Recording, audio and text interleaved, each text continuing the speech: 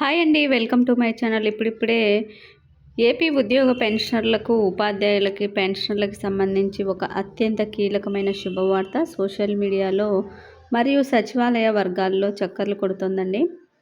ముఖ్యంగా కొత్త PRC, pending DA బకాయిలు మరియు మధ్యంతర భృతి ఐఆర్ వంటి అంశాలపై ప్రభుత్వం పెద్ద ఫైల్స్ చాలా వేగంగా అయితే కదులుతున్నాయి ప్రభుత్వం వద్ద. ఈ కీలక పరిణామాలకి సంబంధించి ప్రతి చిన్న విషయాన్ని, ప్రభుత్వం తీసుకోబోయే నిర్ణయాలను మనం ఈరోజు ఈ వీడియోలో వివరంగా తెలుసుకుందాం. ఈ సమాచారం మీకు పూర్తిగా అర్థం కావాలంటే వీడియోని ఎక్కడా కూడా స్కిప్ చేయకుండా ఎండ్ వరకు అయితే చూసేయండి. అప్పుడే మీకు వీడియో అనేది పూర్తిగా అర్థమవుతుంది. అలాగే ఈ సమాచారాన్ని మీ తోటి ఉద్యోగులకి, ఉపాధ్యాయులకి, పెన్షనర్లకి షేర్ చేయండి. ఇక వెంటనే ఈ వీడియోని లైక్ చేయండి. ఈ వీడియో మీరు లైక్ చేయడం వల్ల మరింత మందికి రీచ్ అవుతుంది. ముఖ్యంగా మన ఛానల్ని కొత్తగా చూస్తున్నట్లయితే వెంటనే సబ్స్క్రైబ్ చేసుకొని బెల్ సింబల్ కూడా యాక్టివేట్ చేసుకోండి. మేము చేసే ప్రతి అప్డేట్ మీ వరకు వస్తుంది. ఇక అసలు విషయానికి అయితే వెళ్దాం.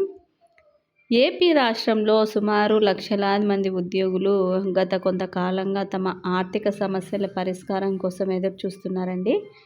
ప్రభుత్వ ఉద్యోగుల పక్షాన నిలబడతాయని హామీ ఇచ్చిన ప్రస్తుత ప్రభుత్వం ఈ దిశగానే అడుగులు వేస్తోంది.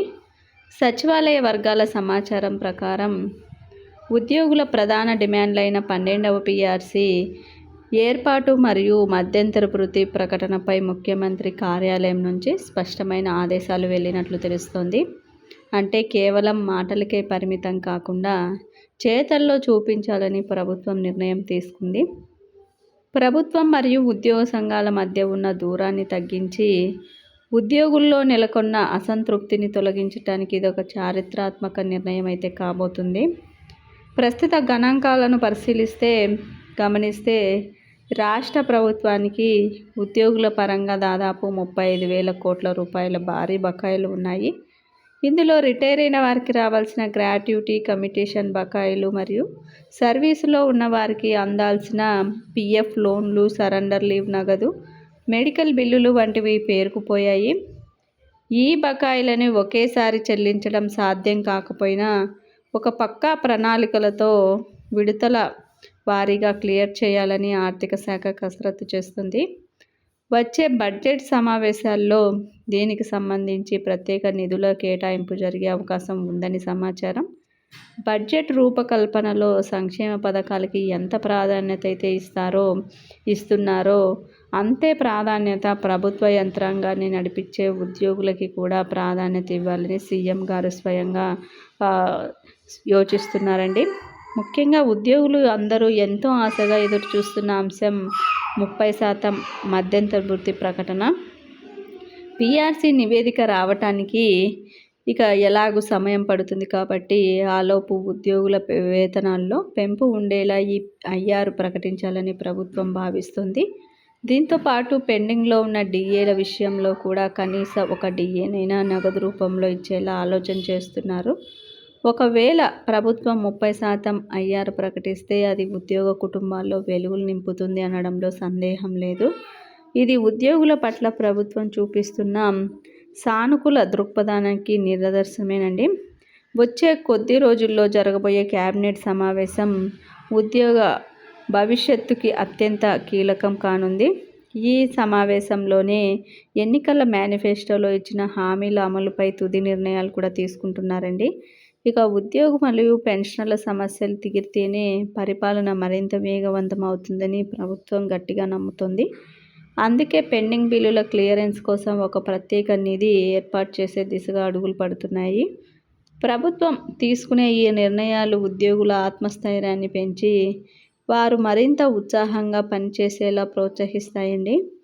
ఏది ఏమైనా పీఆర్సీ కమిటీ నియామకంపై ఇప్పటికే ఒక ప్రాథమిక అవగాహన కుదిరిందని, దీనిపైన అధికారిక ఉత్తర్వులు రావటమే తరువాయి అని తెలుస్తుంది. రాబోయే రోజుల్లో రాష్ట్ర ప్రభుత్వం నుంచి వెలువడే జీవోలు ఉద్యోగులకి సంక్రాంతి తర్వాత వచ్చే మరో పెద్ద పండగ అయితే కాబోతుంది.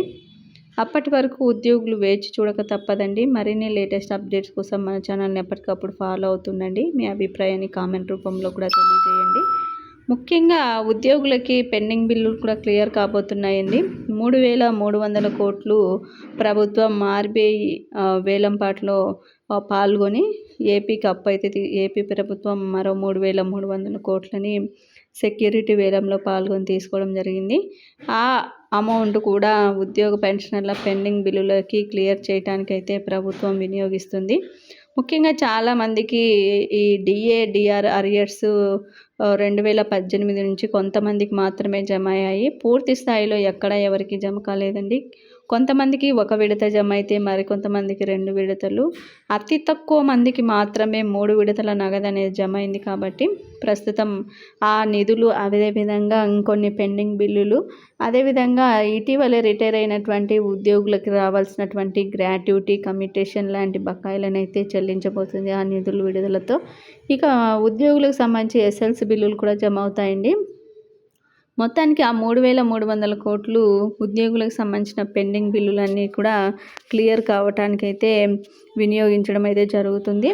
మొత్తానికి ఉద్యోగుల సమస్యలు ఇప్పుడిప్పుడే ఒక కొలిక్కి వస్తున్నట్లు తెలుస్తుంది. ఇటీవలే డిఏ బకాయిలు ఎవరు కూడా ఊహించని విధంగా జమ కావడం అయితే జరిగింది. అది కొంతమందికి జమ అయ్యాయి, కొంతమందికి జమ కాకపోవడం నిరుత్సాహంతో కూడినటువంటి ఉద్యోగుల మనసును గెలుచుకునే విధంగా ప్రభుత్వం ఈ నిధులను సేకరణ చేసి మొత్తానికి ఉద్యోగుల పెండింగ్ బిల్లుల కోసం అయితే వినియోగిస్తుందండి. చాలామందికి మరొక 3-4 రోజుల్లోనే పెండింగ్ బిల్లులన్నీ కూడా క్లియర్ అవుతాయి. మొత్తం అందరికీ కూడా 3 విడతల బకాయిలు 60 నెలలకు సంబంధించి తప్పకుండా జమ అవుతాయండి. ఇక మిగిలిన కొంతమందికి ఎస్ఎల్స్ కూడా జమ అవుతాయండి. ముఖ్యంగా పోలీస్ శాఖకు సంబంధించి ఎస్ఎల్స్ బిల్లులు కూడా జమ కాబోతున్నాయి. మొత్తానికి ఉద్యోగుల పెండింగ్ బిల్లులకి ఒక కదలిక అయితే వచ్చిందని చెప్పాలి. ఇక ఐఆర్, పిఆర్సీ, డిఏ వీటికి సంబంధించి కూడా గుడ్ న్యూస్ అయితే మొత్తానికి ఉద్యోగులకి ఈ వీడియోలో మొత్తం 4 గుడ్ న్యూస్లు అయితే ఉన్నాయండి. ఇది ఇప్పటి వరకు ఉన్నటువంటి లేటెస్ట్ అప్డేట్. మీకు ఈ వీడియో నచ్చినట్లయితే ఖచ్చితంగా లైక్ చేయండి. కొత్తగా మన ఛానల్ని ఎవరైనా చూస్తూ ఉన్నట్లయితే వారు తప్పకుండా మన ఛానల్ని సబ్స్క్రైబ్ చేసుకొని బెల్ సింబల్ కూడా యాక్టివేట్ చేసుకోండి. మేము చేసే ప్రతి అప్డేట్ మీ వరకు వస్తుంది. ఈ సమాచారాన్ని తప్పకుండా మీ తోటి ఉద్యోగ పెన్షనర్ మిత్రులకు షేర్ చేయండి. చాలామంది ఇప్పటికీ కూడా కామెంట్ రూపంలో తెలియజేస్తున్నారండి. మాకు ఒక విడత డిఏ అరియర్స్ మాత్రమే జమ అయ్యాయి, మాకు ఇంకా జమ కావా, అసలు ఎప్పుడు జమ అవుతాయి, కొంతమందికి 3 విడతలని అయితే జమ అయ్యాయని అంటున్నారు. మరి మాకెందుకు జమ కాలేదని అయితే అడుగుతున్నారండి. ఇది కేవలం సాంకేతిక సమస్య మాత్రమే. మొత్తానికి ఉద్యోగ సంఘాలు కూడా ప్రభుత్వం దృష్టికి ఈ సమస్యను తీసుకువెళ్ళటం జరిగింది. కాబట్టి ఖచ్చితంగా ప్రతి ఒక్కరికి కూడా ఈ సాంకేతిక సమస్యలు ఇప్పుడిప్పుడే క్లియర్ అవుతున్నాయి. కాబట్టి అందరికీ కూడా జమ అవుతాయండి. ఎవరు కూడా కంగారు పడవద్దు. ప్రతి ఒక్కరు కూడా ఇప్పటికి కూడా ఎవరో ఒకరు కామెంట్ చేస్తూనే ఉన్నారు వీడియో కింద, ఎప్పుడు మాకు జమ అవుతాయి, అసలు జమ అవుతాయా లేదా అన్న డౌట్ కూడా కొంతమందికి అయితే రావటం జరిగింది. కాబట్టి ఈ వీడియోలో ఒక క్లారిటీ అయితే ఇవ్వటం జరుగుతుందండి. ఖచ్చితంగా అందరికీ జమ అవుతాయి. ఇది ఇప్పటి వరకు ఉన్నటువంటి లేటెస్ట్ అప్డేట్. మీకు ఎలాంటి డౌట్స్ ఉన్నా కామెంట్ అయితే చేయండి. రిప్లై ఇవ్వకపోయినా కూడా ఈ వీడియోలో అయితే చెప్పడం జరుగుతుంది. కాబట్టి వీడియోస్ని ఫాలో అవుతూ ఉండండి. Thank you for watching.